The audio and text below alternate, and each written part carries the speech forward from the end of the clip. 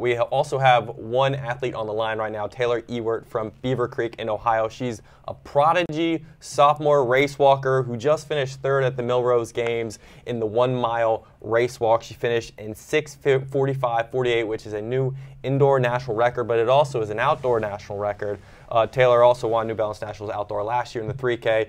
Taylor, thank you for being with us today. How are you doing? I'm doing good. How are you? Not bad. So has any of that success like worn off on you yet from that great performance at Millrose? No, I'm still pretty excited about the performance. I wasn't sure if I was going to get the record because indoor, I'm just racing to kind of get a fitness check for outdoor. So I was pretty surprised. So. Yeah. All right. So quick question. What feels more sort of strenuous after a race? A really, really hard effort in the race walk or a really hard effort in the 1600 or the 32? Like, how do you feel after each race? Like, what takes more out of you? The running definitely takes more out of me because it's working my entire body, and I just get I get like more exhausted from my run. Where in my race walking, it's more mentally fatiguing because I'm focusing on the form and what's going on in the race. Yeah, at Millrose, you were in a pro field. You were hanging with everybody. Obviously, you finished third. What went into your game plan when you went up to New York and you competed against those athletes?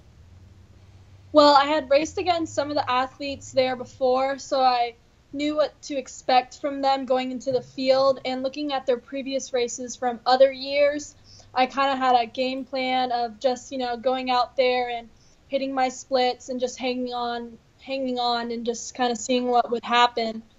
So that's definitely kind of how it went. To get everybody a perspective of sort of how fast you split these 200-meter laps, I mean, what are you going through through those laps in? I'm going through those laps in averaging about 50. Okay, cool. Did you have any issues with sort of not DQing, but I guess is it called paddling? When an official sees you on the line, like, do you have any officials kind of spotting you at any point during the race too? There were a couple of officials, but that's typical race walking, especially when you're race walking a mile. You're going so fast, it's a little bit more difficult to keep the form versus a 10K where you're definitely going slower and you have more time to focus on your form in the race. So there were a couple paddles, but it's nothing new in the race walk community or race walking. How mentally do you focus in on that for the mile compared to maybe the longer distances? What goes through your head, the thought process? In the 10K, it's definitely more mentally challenging than the mile. In the mile, I feel like I start and then all of a sudden I'm finished. So I'm more focusing about, trying to hit my splits because 1 second makes a huge difference in the race, and trying to keep my form together because I'm going so much more faster than a 10K. Where in the 10K, I'm kind of talking to myself, going through my game plan, and trying to keep myself energized for that long of a time. What are you more recognized as now, as a national record holder or a national champion in the race walk or an All-American at NXN? What do people most recognize you as in school? Well, it depends because a lot of people know me as a runner because running is more popular, whereas in the race walk community, I get recognized a lot race walk wise. So it really depends on where I am and who I'm talking to. What's been your breakout race walk of your career so far? Well, I think my breakout race walk of my career so far has probably been, I did a 10K this summer and I was able to travel with Team USA to Peru, and that was a really great experience, and it kind of put me in the highlight with breaking some records outdoors. And then this previous race, doing the mile, definitely got me some attention. So definitely those two races. What gets you most hype when you're listening to music before a race walk? What's the song that gets you ready for your race walk? I don't really have a specific song. I'm not a big music listener before I race. I'd rather just be in my own head and focusing at the basket hand, not getting distracted. All right, fair enough. Easy question, easy answer. I think everybody's kind of curious about your training. I mean, do you just sort of work off your base from cross country to help you in your race walk, or do you specifically train certain aspects to make sure you're ready for that race in the race walk? Yes. Well, actually, for my training, we use race walking as kind of a cross-training base for my running.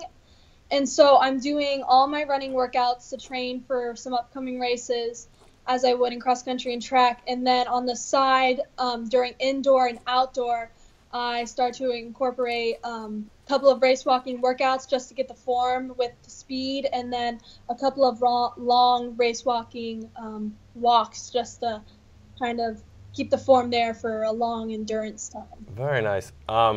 Where do your origins begin in the race walk? I know a lot of athletes out in New York really get into this type of event, but Ohio isn't as known for race walk. So where do your origins begin?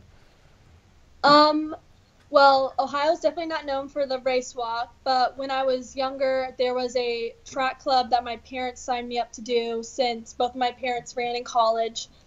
And we went to the track meet, and I was too young to compete yet, but my older brother did the track meets and stuff. And one of the coaches saw me there, and I was watching the race walk race, and I was kind of messing around with the drills and the form afterwards. And he told me to come back when I was old enough to compete, and I came back when I was, and I went out and won my first national championship. So I kind of stuck with it ever since. Very cool. Now, do you race walk anywhere outside the ring, outside the track at all, inside the house? I mean, where are you most often race walking in a normal setting? Well, most of the time right now I'm in an indoor track, but there's a bike path down from our house. So when I do my long walks, I normally race walk on the bike path while my mom bikes with me. Very cool. All right, Yeah. to finish, obviously, you got a lot of goals moving forward, not only in the race walk, but in your other events. Can you list out maybe your goals for this indoor season for you? Well, for race walking, I definitely want to go to New Balance indoors and hopefully keep a streak going and win there, and same with outdoors and get the record for the 1500 outdoor. I'm definitely planning on trying to compete in one of the 10K race walks to get a qualifying time to go to China this spring.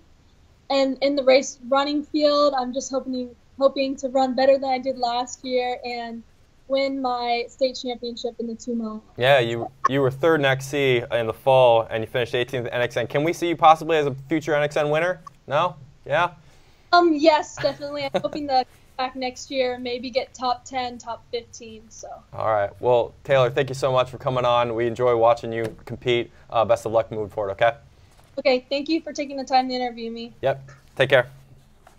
All right, don't hear every day from a race walker, so that was really interesting. Especially outside of New York. They've always been the powerhouse. I mean, you've seen a lot. You're a New York guy, so is it interesting to see where it's kind of branching off into other states now? Yeah, especially, the Mishta family is extremely well known as the kind of a race walk legacy family in New York, multiple generations of athletes there who have competed at a high level. I mean, she didn't finish that far back from an Olympian in the race walk in that race. So it's really exciting, I think, to see the next round coming up. We saw Lauren Harris last year really solidify herself as the top athlete, and we weren't sure who was going to come up, but sure enough, it's Taylor Ewert. Absolutely. Only a sophomore. I think the only record she didn't break at Milrose Games was the outdoor 1,500 meter mark. Right. So she's got that to look forward to, and plenty left ahead for her. And we spoke about a little bit in our meeting this morning of how strange it is to have an elite runner also, because typically these elite race walkers, you don't see them qualifying for national meets in cross country or contending for state titles on the track, but she's up there with some of the best distance runners in the country just running, and she's also now the best race walker in history in some respects, so it's pretty cool. Yeah, I guess if you were to talk any smack, that's what I would say. I mean, I could beat you in the walk, or I could beat you in the XC course, so come at me, bro.